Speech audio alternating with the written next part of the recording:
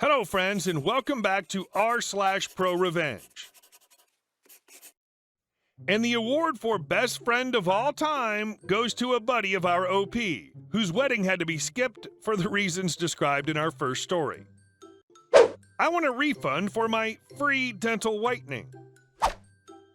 Some background. I work in Brazil. English is not my first language, be nice to me. Around here, it's usual to work as a dentist to someone who owns a big clinic as in a partnership. You use their materials and they get the payment, returning to you a share. But you're free to do your prices, choose your clients as long as you give their share. So now to the beggar.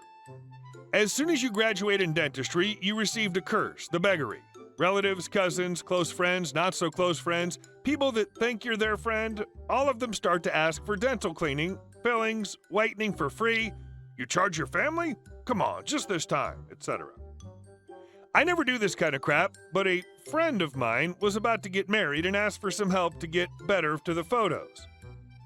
I then offer a dental cleaning as a gift for the wedding.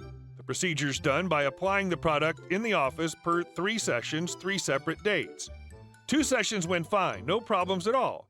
But the third happens, and different people respond differently for the whitening for various reasons. His teeth got white, but not that white as in the TV commercials. I explained to him, and at the end of the process, he thanked me and went home. But the next morning, bum, bum, bum, I was called to my boss's office. Great guy, friend of mine. I got there and the conversation went as follows. Mark, choosing beggar friend. Boss, my boss. Me, the one and only. Boss, hello man, I called you here because this gentleman's here says you did a poor job in whitening and he's unsatisfied with your service. I think he thought my boss wouldn't call me for this because he was almost hidden underneath the table. Me, really? I thought I'd explained very well about the procedure to him, and this was the best I could do. Boss, can you explain to us again why you're unsatisfied? Mark, well, my wedding's about to come and my teeth didn't get the way I expected, and for this reason I would like my money back. Money back? You didn't pay for it, was the only thing in my head.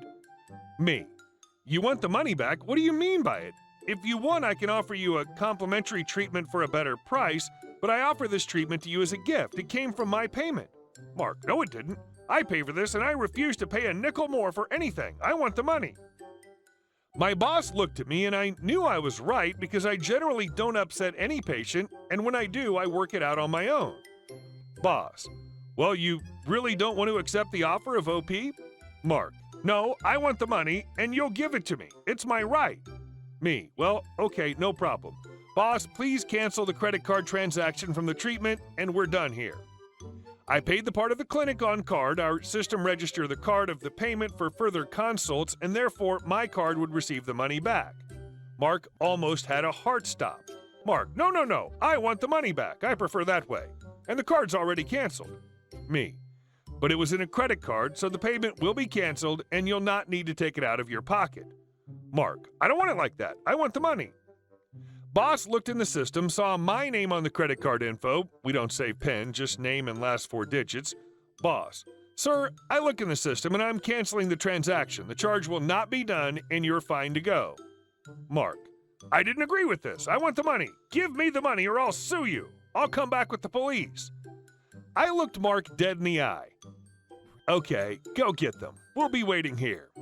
Boss, our lawyer's number is this one. You can contact him with any of your complaints. Mark, this isn't over. He walks away, my boss gave the money back to me, and we're still waiting to hear from his lawyer. Needless to say that I didn't go to his wedding, and I will not do anything for free ever again. Jeez, that's insane. The audacity of some people, I swear. And our second story. The rat problem. Before I begin, I'd like to make it known this story actually belongs to my father. This was about 13 or 14 years ago. My parents had both found really good job opportunities in a city halfway across the country. This meant that we had to sell the house and move away. They got a number of offers, but the best one came from a young couple just starting up their family. I don't know the exact details since I was still in preschool, but apparently they were being pretty fair.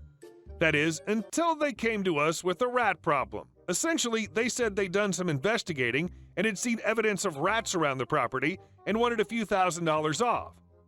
We were in a pretty rural suburb in the middle of the woods. Of course, there were rats. My parents ended up negotiating with them and came to an agreement, but it left a sour taste in their mouths since it did end up costing them some money. Now for the revenge. My mother, sister, and I had all shipped off to stay at a hotel and relax while Dad volunteered to pack stuff up before driving our 2 dogs across the country. We don't deserve that, man. As he was cleaning out my sister and I's play loft in the barn, he finds one of my old toys, a big lifelike rubber rat. Being a petty genius, Dad set the fake rat in the corner of the hall closet at eye level the night before he left with the dogs and promptly forgot about it, not telling anyone what he did and never expecting to hear about it again. Fast forward to a year later and we're back in town visiting family. While we're there, Dad, my sister, and I stopped by our old neighbor's antique shop to say hi and catch up. Their kids were both there, so we went outside to catch up while our parents talked adult. That's when the oldest asks us, "Did you hear about the rat?" Apparently, the night the family had moved in, the mother was putting towels into the hall closet when she opened it to see a rat. She immediately called up the exterminator and had him come out right away, even though doing that cost extra since it was quite late at night. The exterminator opens the closet, sees the rat, and plucks it out. He apparently found it hilarious as he tossed it at the wife's feet and handed her the bill. Then he walked out of the house laughing. After a while, the family found the humor in it and told our neighbors, who in turn told my sister and I. As we were pulling away, the 2 of us filled Dad in on what had occurred. He was laughing so hard he actually had to park the car to let himself get it all out. He never thought he'd get to find out what came of his little prank, and the fact that he got to just filled him with joy. We still tell the story every once in a while, so I thought I'd share it here. Hope some of y'all got a kick out of it. And our next story. We live in a small private neighborhood. The neighbors are related to us more or less, distant relatives. Everybody here is a complete nut job. They were constantly arguing for decades before me or my brother was even born. Our property line is kind of like a square, and it's surrounded by road on 2 sides. Keep in mind that on one part of the road, we let our neighbors use 1 square meter of the land so they could use the road safer and not damage our property. This is crucial information. The road's made of gravel. The neighbors want my parents and only my parents to pay for the entire cost to lay an asphalt road. My dad and my mother are constantly fixing potholes for 90% of the road, so naturally our neighbors thought that they would be willing to pay for the asphalt road. Fast forward 20 years. The road remains gravel-ish. Nobody wanted to pay for the asphalt road. One day, my neighbor orders a massive truck filled with tons of wood. The driver runs over our fence. Nobody wanted to pay for the damage. Our fence is made out of multiple bushes, trees, and a little bit of metal fence too.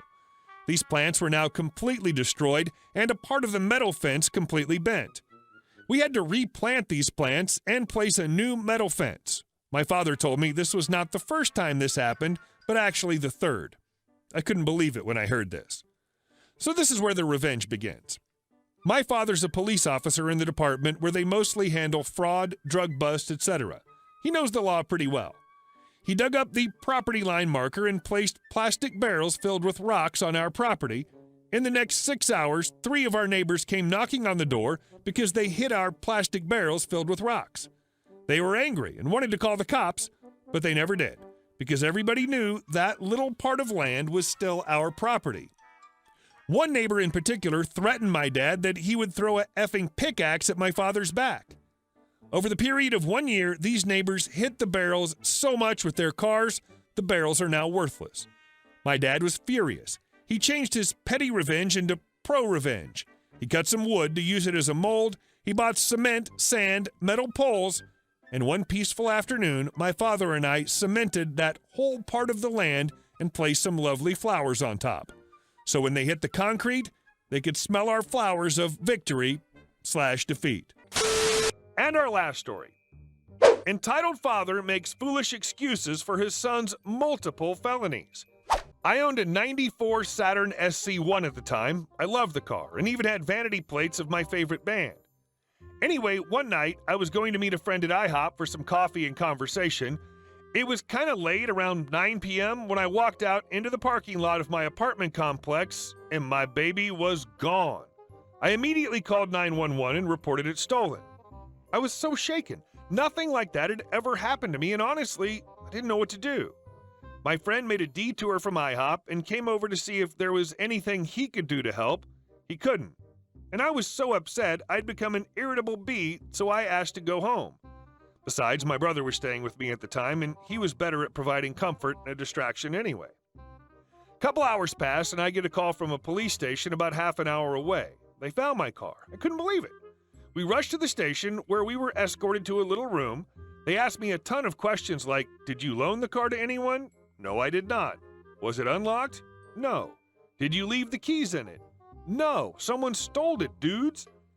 After about an hour, they finally came in with a complaint for me to sign and lead me to the garage where my car was finished being processed. As we walked, the officer told me I was lucky. Very lucky. The person that took my car had stolen 3 other Saturns from my area. The last one he'd taken just before mine, he wrapped it around a stop sign, fled the scene, and took my car to get away. He also added that they found my car so quickly because the officer who saw it remembered my license plates from the alert that went out over the radio. Had I not had such distinct plates, the thief might have gotten away and/or totaled my car. I found my car in almost the same condition I'd left it in, except he'd pulled off the items I had hanging from the rearview mirror, had the nerve to change all my radio presets, but best of all, he was kind enough to fill my tank with a stolen credit card. Nice little bonus, to be honest. Forward a few weeks and his first court date arrives. I didn't have to go because they weren't sure I'd be called as a witness, but I went anyway. I sat there patiently as they read off the charges. They were numerous. Multiple counts of auto theft, credit card fraud, leaving the scene of an accident, blah, blah, blah.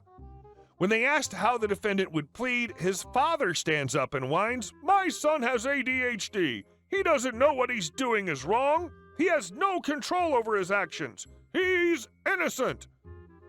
The judge stared at him for a moment, then asked again how the defendant would plead. The kid said, "Not guilty." Then set a new trial date and all that. The state prosecutor met me in the hallway and explained they were going to try to make a deal. There probably wouldn't be a jury trial, but if there was, I'd be contacted. As he walked away, the father approached me. He looked desperate. He asked me to drop the charges because his son was mentally ill. I looked him straight in the eye and said, "No, I won't. Besides, mine isn't the only car he stole." Then he turned to leave with him trailing behind me until I got in the elevator. "My son has one of the most commonly diagnosed disabilities in the country. Surely that means he can't be charged for his crimes?"